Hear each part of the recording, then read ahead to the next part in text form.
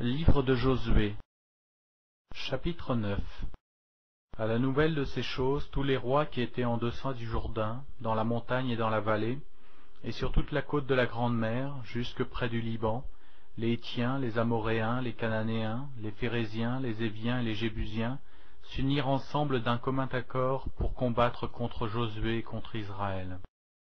Les habitants de Gabaon, de leur côté, lorsqu'ils apprirent de quelle manière Josué avait traité Jéricho et Haï, eurent recours à la ruse, et se mirent en route avec des provisions de voyage. Ils prirent de vieux sacs pour leurs ânes, et de vieilles outres à vin déchirées et recousues. Ils portaient à leurs pieds de vieux souliers raccommodés, et sur eux de vieux vêtements, et tout le pain qu'ils avaient pour nourriture était sec et en miettes.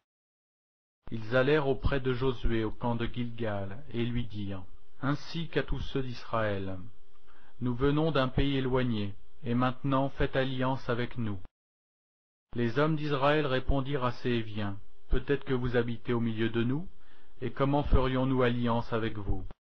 Ils dirent à Josué, nous sommes tes serviteurs, et Josué leur dit, qui êtes-vous, et d'où venez-vous?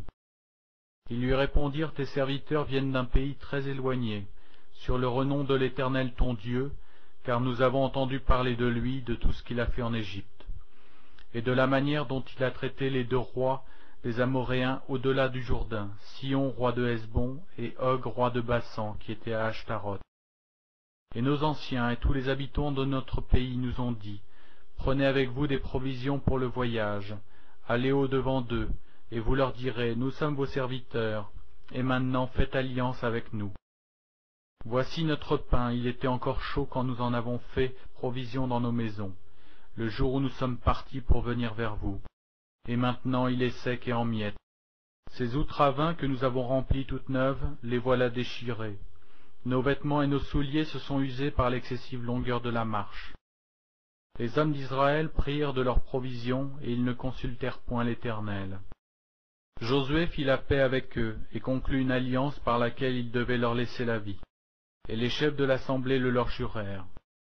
3 jours après la conclusion de cette alliance, les enfants d'Israël apprirent qu'ils étaient leurs voisins, et qu'ils habitaient au milieu d'eux.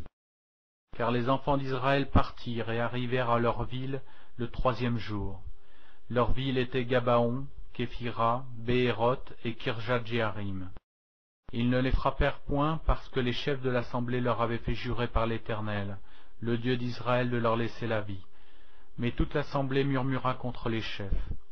Et tous les chefs dirent à toute l'assemblée, nous leur avons juré par l'Éternel, le Dieu d'Israël, et maintenant nous ne pouvons les toucher. Voici comment nous les traiterons.